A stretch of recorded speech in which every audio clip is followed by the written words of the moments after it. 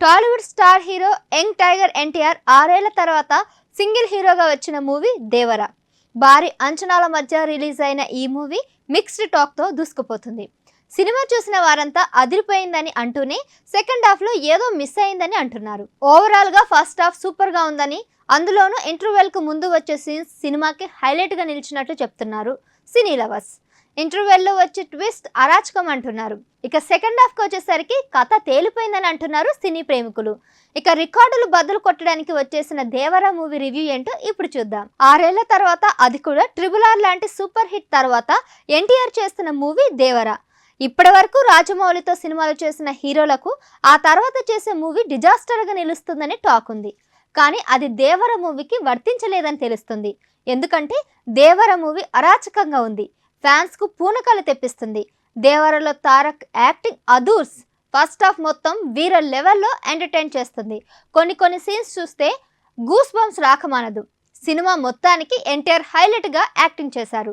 దేవర entry scene అయితే fans బట్టలు చించుకునే విధంగా ఉన్నాయి. Anirudh Ravichander music, background score goose bumps వచ్చేలా ఉన్నాయి. సినిమా రిలీజ్ కు ముందు పాటల గురించి నెగిటివ్ టాక్ వచ్చింది. మ్యూజిక్ కూడా సరిపోలేదని అన్నారు. కానీ స్టోరీ పరంగా చూస్తే అనిరుద్ మ్యూజిక్ వేరే లెవెల్లో ఉంది. ఇక స్టోరీ పరంగా కొరటాల శివ అదరగొట్టాడు. Cinema starting, intro scenes, interval twist, climax ట్విస్ట్లు వేరే లెవెల్లో ఉన్నాయి. ఎన్టీఆర్ ఫ్యాన్స్ కి అయితే కాలర్ ఎగరేసుకునే విధంగా ఉన్నాయని చెప్పాలి. కథ విషయానికి వస్తే ఎర్ర సముద్రంలో దేవర మాటే శాసనంగా ఉంటుంది. 4 ఊళ్ళకు పెద్ద దిక్కుగా దేవర ఉంటాడు. వాళ్లకు సముద్రమే జీవనాధారంగా ఉంటుంది. ఆ సముద్రం నుంచి కొన్ని సరుకులను కోస్ట్ గార్డుగా తెలియకుండా దించుతూ ఉంటారు. అదే ఊర్లో బైరా కూడా ఉంటాడు. బైరాకు దేవర అంటే నచ్చదు. అయితే కొన్నేళ్ల తర్వాత దేవర ఊరికి దూరం అవుతాడు. దేవర కొడుకు ఒక పిరికివాడు. అలాంటి పిరికివాడు ఎందుకు భయపడుతుంటాడు? ఊరి సమస్యలను ఎవరు తీరుస్తుంటారు? ఇంతకీ దేవర బతికి ఉంటాడా, చనిపోతాడా? ఇవన్నీ తెలియాలంటే స్క్రీన్ పై సినిమా చూడాల్సిందే. ఇక దేవరకు పాజిటివ్ టాక్ తో పాటుగా కొంత నెగిటివ్ టాక్ కూడా వస్తుంది.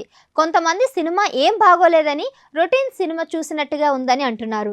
మ్యూజిక్, ఎన్టీఆర్ యాక్టింగ్ మినహా చెప్పుకోతగ్గవి ఏవి కనిపించడం లేదని అంటున్నారు.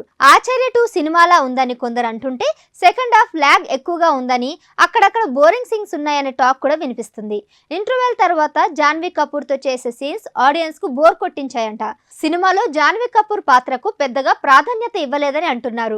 విలన్ గా బాలీవుడ్ హీరో సైఫ్ అలీ ఖాన్ ఆకట్టుకోలేకపోయారని, ఆయనకు డబ్బింగ్ సెట్ కాలేదని కామెంట్లు వినిపిస్తున్నాయి.